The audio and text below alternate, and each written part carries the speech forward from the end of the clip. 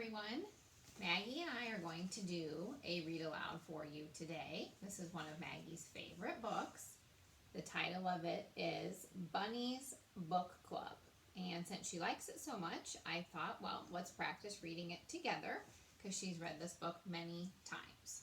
So we're going to go ahead and get started. The title is Bunny's Book Club.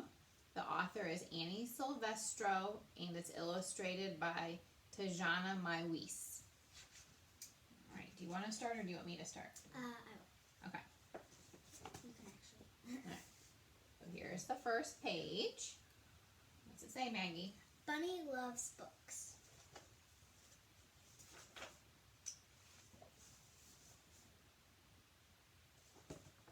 He loved them ever since he first heard the lady with red glasses reading aloud outside the library.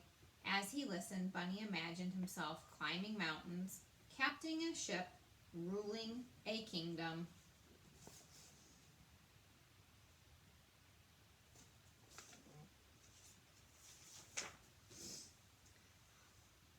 But when summer ended, story time moved back inside. Bunny wasn't sure if animals were allowed in the library, but Bunny was sure he couldn't live without books. Night after night, he could hardly sleep for wishing he had to do something. So with a flashlight in his paws and hope in his heart, Bunny jumped out of bed and tiptoed through the dark.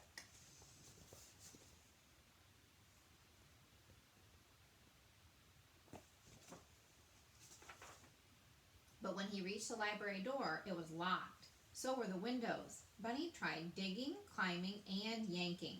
Nothing worked. Until finally he noticed.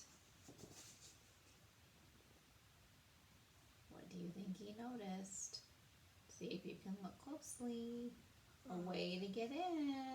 I've read this book many times, so I know it. Yes, you do. The book returned. The shiny handle was far above his head, but it was no match for a high-hopping bunny hungry for books. Bunny leapt.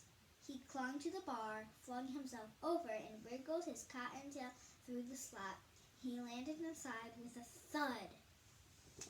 And bunnies can hop really high, so I think he could get in there pretty easily. Bunny's eyes sparkled at the sight of the shelves bursting with books. It was better than a field full of fresh, crunchy carrots. That's hard to believe for a bunny. I know, he must really like them if he likes them more than carrots. Bunny didn't know where to start. He took a deep breath. It smelled as if he were wrapped inside the pages of his favorite book. He followed his nose to the adventure section. There he found stories about swashbucklers, sharks, and superheroes. Bunny greedily grabbed them all. Making his way through the library, getting lots and lots of books. You like to do that too, Maggie. Get lots of books. His whiskers twitching with excitement, he slipped his treasures through the book slot one by one.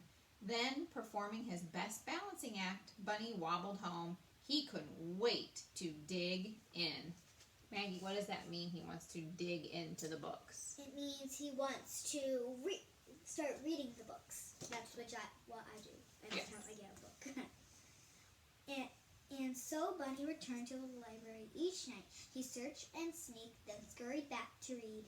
Soon his home was more books than a burrow.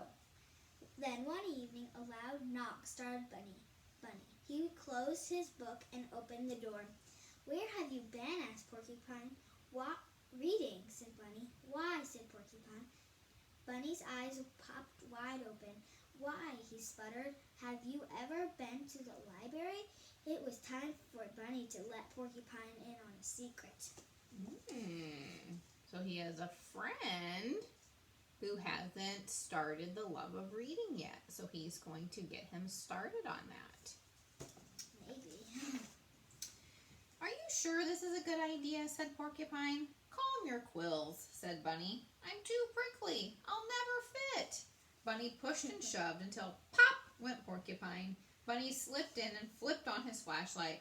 Whoa, said Porcupine. I know, said Bunny.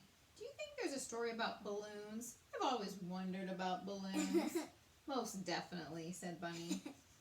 It's kind of funny because porcupines always pop balloons. It made me kind of make a connection to Olaf when he says about summer. I've always wondered about summer. Because I mean, like, he's gonna melt. Exactly. But then also gets him a personal flurry. Sure enough, Porcupine found books on balloons and on deserts and dunes, on caterpillars and cocoons.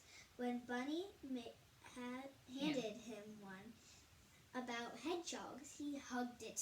The two friends took turns cramming books out the slot. Their towers teetered so high they could barely carry them.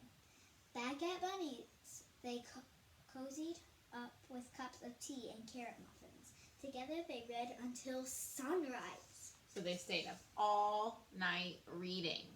I wonder if they're nocturnal. Well, I wonder if they got 1,100 books, because you can't read like 5 books in one night. One night, Bear noticed the light on at Bunny's. He opened the door and tripped over a stack of books. What's going on? Said Bear. Here, said Bunny, handing him a book. Bear made room and settled in to read. Soon, more curious animals began visiting. Do you have any books about outer space? Said Bird. Or about volcanoes? Asked Mole. I'd like a ghost story, said Mouse. I think it's time for a field trip, said Bunny. If you can see, right here on the book that Bear is reading, it's a honey book, a bee book, because bears like honey. Yeah. So. I feel like Bunny's house is becoming like the library.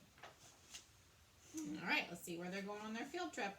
One by one, the animals stuffed themselves inside the library. Bear caused a bit of a delay. They scattered about, sniffing the stacks, pawing over pages. Squirrel gathered stories about the circus. Raccoon nabbed one about outlaws and bandits. Frog found a fairy tale. No one heard a key in the front door. No one heard the clack, clack, clacking of footsteps. No one heard a light flick on. I wonder who it could be. Maybe it's the janitor If you can see coming in to clean the library. Yeah, it's kind of funny because Bear, you can see Bunny pushing him out the other side. Well, pushing him in. He's trying to get him in. What do we have here? Said the librarian. The animals looked up in shock. Bunny gasped. Porcupine gaped. Bear groaned. Follow me, she said. The animals marched slowly behind her. We're done for, whispered Porcupine. All libraries have rules, said the librarian sternly. Bunny's whiskers trembled. Porcupine's back bristled. Bear eyed the door. Bunny stepped forward to take the blame. The librarian leaned down. Now, Maggie, what book can you make a connection to that had a stern librarian that we read in 2nd grade? The Library Lion, Miss Meriwether. Miss Meriwether. What if it's the same And she person? liked people to follow rules. Yeah, what if it's the same person? Oh, so here she is. Does it kind of look like, if you see the other page and see what she looks like, she kind of looks like Miss Meriwether. Yes. Let's see what she's going to do. They're all following her nervously. The first rule is every book lover must have one of these, she said. She handed Bunny and his friends shiny new library cards. Now you may borrow books, she said, smiling, as long as you return them, of course. Bunny couldn't believe his ears. They could keep coming to the library. He beamed at his fellow readers, then bounced to the shelves. He picked the perfect book, and he proudly checked out the very first official selection for... So this is his first book that he's actually checking out with a library card. If you go back and see the title, it gives away. Yes, it does. Bunny's Book Club. So now they started a book club. I hope they returned all those books that they took from the library in the nighttime. And that's the end. Thank you for joining us today. We hope you liked the story. What is it called, Maggie? Bunny's Book Club. And if you can, do the 5-finger thing. Oh, should we do a summary? A summary. And what are our words? Somebody wanted, but so then. So who's our somebody? Bunny. What did he want? To read books. But he didn't have a library card. So he went to the library at night. Then the library found him. And did what? Gave him a library card. So now he can check out whatever he wants. But he has to bring them back. That's exactly right. Enjoy the rest of your day, guys. Bye.